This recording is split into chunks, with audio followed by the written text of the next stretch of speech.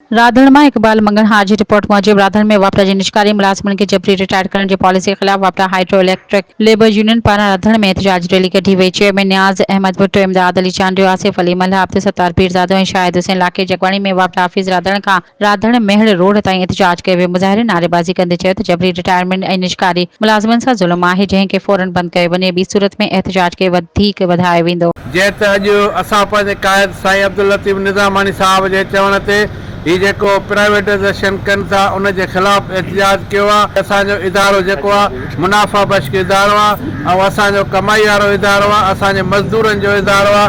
जंहिं त असांजे कोटा सिस्टम बंदि कई वई आहे। असांजो जेको शहीद थिए थो उनखे बि नथा जेको आहे सो रखनि, हिन में इम्प्लाई करे जेको आहे पेंशन ख़तमु करण जा इरादा कनि था ऐं इहे जेको आहे न खपाइनि था इदारे खे, उन जे लाइ असां सभु गॾु थिया आहियूं पंहिंजे क़ाइद जे चवण ते।